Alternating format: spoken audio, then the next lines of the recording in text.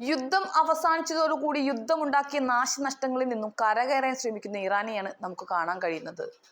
അതിൽ ഏറ്റവും ആദ്യം അന്താരാഷ്ട്ര ആണവോർജ ഏജൻസിയുമായുള്ള സഹകരണം വിച്ഛേദിക്കുകയാണ്. ഇത് സംബന്ധിച്ച ബില്ലിന് ഇറാൻ പാർലമെന്റ് അംഗീകാരം നൽകി കഴിഞ്ഞു.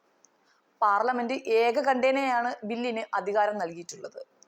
ഈ നീക്കം ഇറാന്റെ ആണവ പരിപാടികളെ കുറിച്ചുള്ള അന്താരാഷ്ട്ര നിരീക്ഷണത്തിന് വലിയ തിരിച്ചടിയാകുമെന്നും പശ്ചിമ രാജ്യങ്ങളുമായുള്ള ബന്ധം കൂടുതൽ വഷളാവാൻ സാധ്യതയുള്ളതായും വിദഗ്ധർ വിലയിരുത്തുന്നുണ്ട്. 290 അംഗ പാർലമെന്റിൽ 223 പേർ പങ്കെടുത്ത വോട്ടെടുപ്പിൽ 221 പേരും ബില്ലിനെ അനുകൂലിച്ചെന്ന് മാത്രമല്ല ആരും എതിർക്കുകയും ചെയ്തിട്ടില്ല. ബാക്കിയുള്ളവരിൽ ഒരാൾ വിട്ടുനിൽക്കുകയാണ് ഉണ്ടായത്.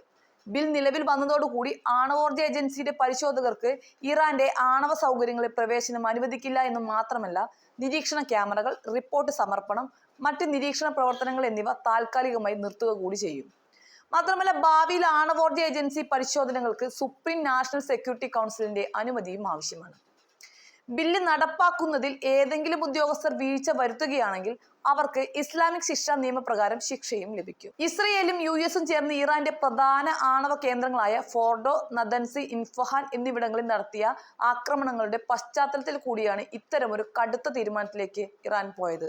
ആക്രമണങ്ങളിലൂടെ ഇറാന്റെ ആണവ പദ്ധതിയെ തകർത്തതായി US പ്രസിഡന്റ് ഡൊണാൾഡ് ട്രംപ് അവകാശപ്പെട്ടിരുന്നു. എന്നാൽ പുറത്തുവന്ന ഡിഫൻസ് ഇന്റലിജൻസ് ഏജൻസി റിപ്പോർട്ട് പ്രകാരം ഇറാന്റെ ഭൂഗർഭ ആണവ സൗകര്യങ്ങൾക്ക് നേരിയ നാശനഷ്ടം മാത്രമേ വരുത്താൻ ഇവർക്ക് കഴിഞ്ഞിട്ടുള്ളൂ. ഈ ആക്രമണങ്ങളെ അന്താരാഷ്ട്ര ആണവോർജ ഏജൻസി അപലപിക്കാതിരുന്നതിനെയും ഇറാൻ ശക്തമായ രീതിയിൽ തന്നെ അപലപിച്ചിട്ടുണ്ട്. അന്താരാഷ്ട്ര ആണവോർജ ഏജൻസി അന്താരാഷ്ട്ര വിശ്വാസ്യതയെ വിൽപ്പനയ്ക്ക് വെച്ചിരിക്കുന്നു. ഞങ്ങളുടെ ആണവ കേന്ദ്രങ്ങൾക്കെതിരായ ആക്രമണങ്ങളെ അപലപിക്കാൻ അവർ വിസമ്മതിച്ചു. ഇറാന്റെ ആണവ സൗകര്യങ്ങളുടെ സുരക്ഷ ഉറപ്പാക്കുന്നത് വരെ അന്താരാഷ്ട്ര ആണവോർജ ഏജൻസിയുമായുള്ള സഹകരണം നിർത്തിവെക്കും. ശാന്തിപൂർണമായ ആണവ പദ്ധതി കൂടുതൽ ത്വരിതപ്പെടുത്തുമെന്നാണ് Iran parliament speaker Mohammad Bagher Ghalibaf പ്രസ്താവനയിലൂടെ വ്യക്തമാക്കിയത്. അതേസമയം അമേരിക്കൻ ആക്രമണത്തിൽ തങ്ങളുടെ ആണവ കേന്ദ്രങ്ങൾക്ക് വലിയ തോതിലുള്ള നാശനഷ്ടങ്ങൾ സംഭവിച്ചതായി ഇറാൻ വിദേശകാര്യ മന്ത്രാലയ വക്താവ് ഇസ്മായിൽ ബാഗായി വ്യക്തമാക്കിയിട്ടുണ്ട്. ആക്രമണത്തിന്റെ വിശദാംശങ്ങൾ വെളിപ്പെടുത്താൻ അദ്ദേഹം വിസമ്മതിച്ചെങ്കിലും ഞായറാഴ്ച അമേരിക്കൻ B-2 ബോംബർ വിമാനങ്ങൾ ബങ്കർ ബസ്റ്റർ ബോംബുകൾ ഉപയോഗിച്ച് നടത്തിയ ആക്രമണങ്ങൾ വലിയ തോതിലുള്ള നാശനഷ്ടം വരുത്തിയതായി അൽ ജസീറ ചാനലിന് അനുവദിച്ച അഭിമുഖത്തിൽ ഇസ്മായിൽ ബാഗായി പറയുകയുണ്ടായി.